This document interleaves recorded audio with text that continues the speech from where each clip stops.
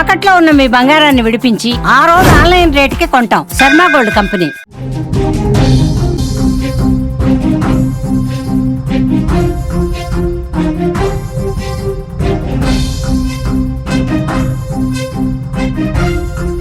భావితరానికి విద్యాబుద్ధులు నేర్పాల్సిన ఉపాధ్యాయుడు విద్యార్థినుల పట్ల కీచకుడిగా మారాడు.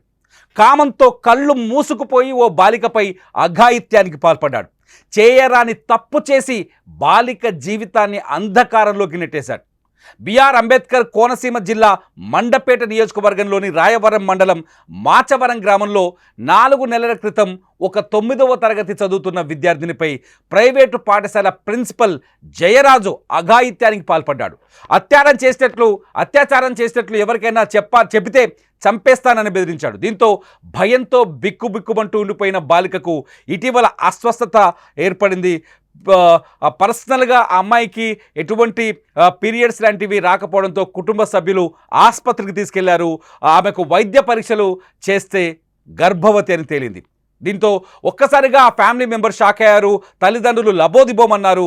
ప్రిన్సిపల్ జయరాజ్పై రాయవరం పోలీస్ స్టేషన్లో బాధితులు ఫిర్యాదు చేశారు. ఆమె తల్లిదండ్రులు కూడా ఈ ఫిర్యాదు చేశారు. తల్లిదండ్రుల ఫిర్యాదుపై కేసు నమోదు చేసిన రాయవరం పోలీసులు ఆ ప్రిన్సిపల్ జయరాజుని అదుపులోకి తీసుకున్నారు.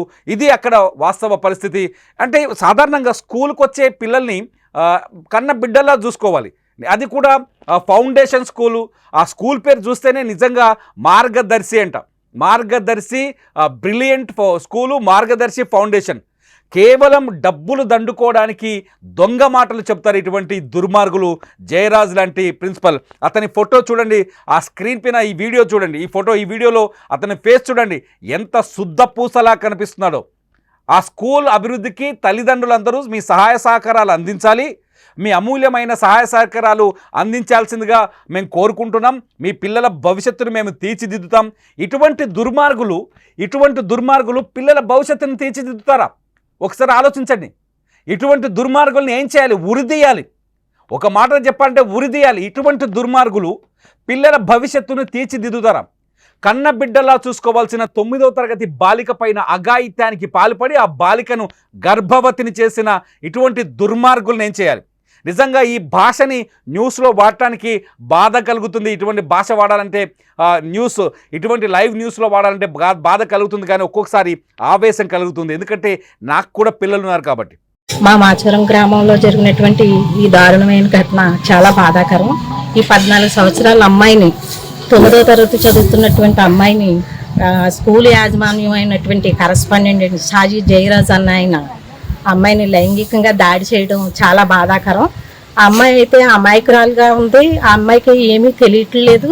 కనీసం తల్లిదండ్రులకు చెప్తే చంపేస్తానని చెప్పేసి బెదిరింపు కూడా చేశాడట ఆయన. ఆ బెదిరింపుల వల్ల పాపం అమ్మాయి ఎవరికీ చెప్పకుండా అలా ఉండిపోయింది. ఇదైతే చాలా బాధాకరమైన విషయం. ఇంత చిన్న వయసులో ఆ పిల్లల్ని అలాంటి లైంగికంగా దాడి చేసి వాళ్ళని మానసికంగా హింస పెట్టడం చాలా బాధాకరమైంది. అలాగే ప్రభుత్వం ఎన్నో చట్టాలని తీసుకొచ్చినా కూడా కఠిన చర్యలు అన్నటువంటివి ఏమి కూడా తీసుకోవట్లేదు.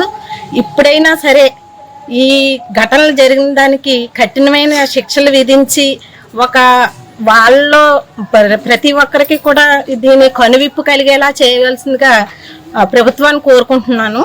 ఇటువంటి వ్యక్తులను ఏం చేయాలి? ఇటువంటి వ్యక్తులని ఎలా శిక్షించాలి? 9వ తరగతి పిల్లని, 9వ తరగతి చదువుతున్న అమాయకురాలైన బాలికని ఏం చేయాలి?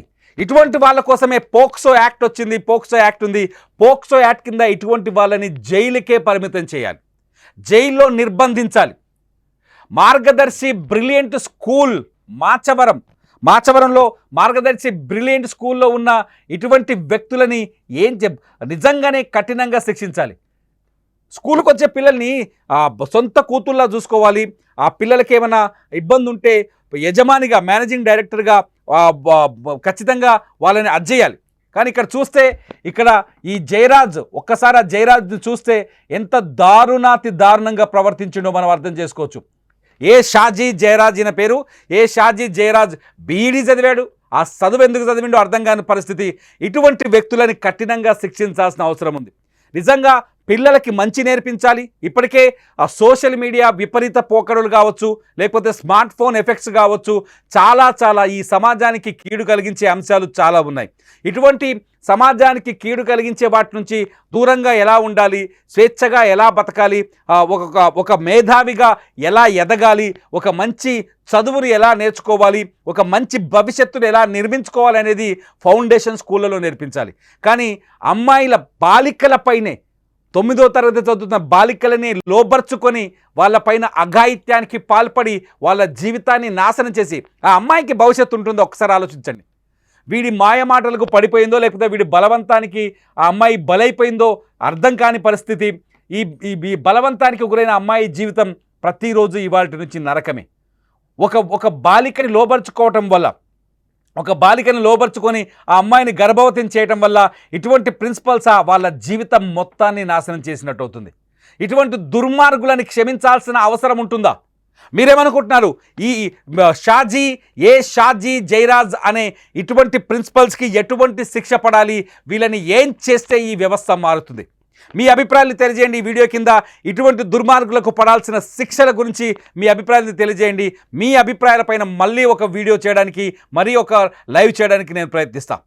లైవ్ అప్డేట్స్ కోసం, లైవ్ న్యూస్ కోసం సుమన్ టీవీ డిజిటల్ లైవ్, అట్లాగే సుమన్ టీవీ లైవ్ని సబ్స్క్రైబ్ చేసుకోండి, ఫాలో అవ్వండి, చూస్తూనే ఉండండి సుమన్ టీవీ. ఒక 14 సంవత్సరాల కిషోరి బాలిక పైన ఒక స్కూల్ కరెస్పాండెంట్ అయిన షాద్ జయరాజ్ అని అతను లైంగిక దాడికి పాల్పడి ఆ అమ్మాయిని ప్రెగ్నెంట్ చేసిన పరిస్థితి ఎక్కడ చూసినా ఈ మధ్యకాలంలో ఇవే ఎక్కువగా జరుగుతున్న పరిస్థితులు. ఒక ఆడపిల్ల పుట్టిన దగ్గర నుంచి చనిపోయే వరకు కూడా ఎన్నో కష్టాలు, ఆ కష్టాలు ఈ లైంగిక దాడులు విపరీతంగా జరుగుతున్నాయి. ఒక ఆడపిల్ల పుట్టిందంటే ఆ పిల్లని అత్తవారింటికి పంపే వరకు కూడా ఎవరి దగ్గర కూడా రక్షణ లేదు.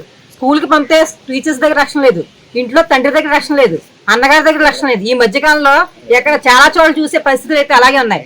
గవర్నమెంట్స్ ఎన్నో చట్టాలు తీసుకొస్తుంది, దిశ, నిర్భయ వంటి ఎన్నో చట్టాలు తీసుకొస్తుంది. కానీ ఎక్కడ కూడా చట్టాలు తీసుకురావడంతో సరిపోతుంది, కానీ దాన్ని అమలు చేయడంలో జాప్యం అన్నది జరగడం జరుగుతుంది.